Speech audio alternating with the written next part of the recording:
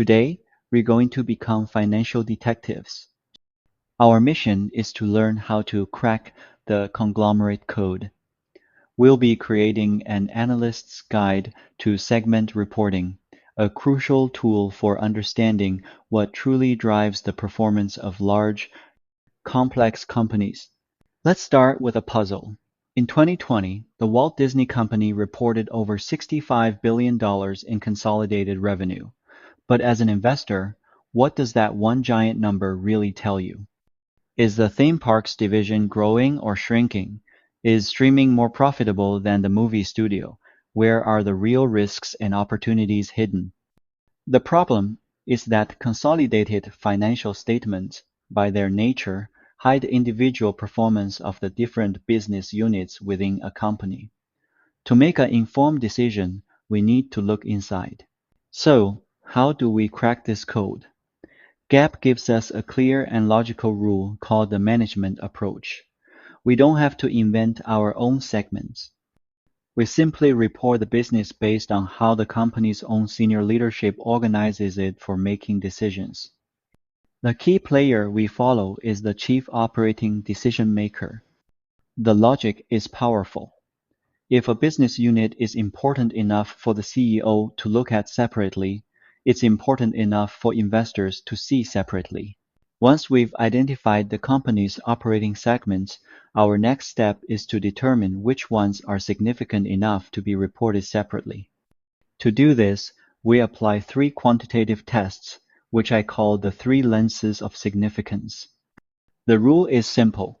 A segment is considered reportable if it meets any one of these 10% thresholds: the revenue test, the profit or loss test, and the asset test.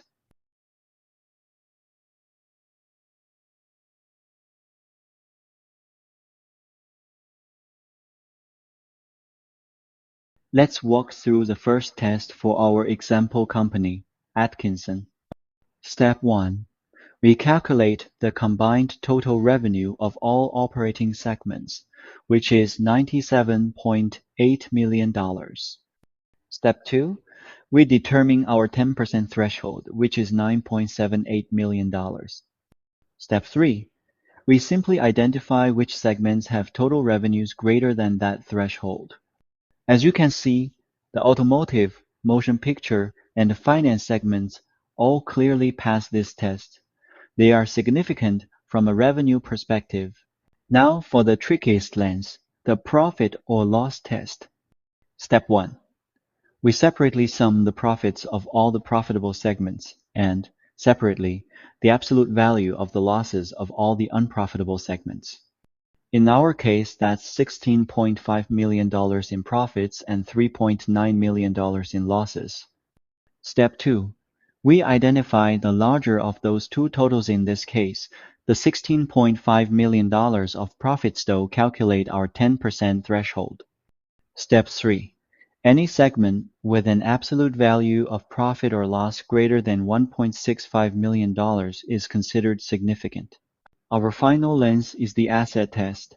This works just like the revenue test. Step 1. We calculate the combined total assets of all segments, which is $44.3 million. Step 2. Our 10% threshold is therefore $4.43 million. Step 3. We identify which segments have total assets greater than that amount. Once again, the automotive, motion picture, and finance segments are the most significant in terms of their asset base. Now we bring our investigation to a close and summarize the results. Remember, the rule is that a segment only needs to pass one of the three tests to be considered reportable.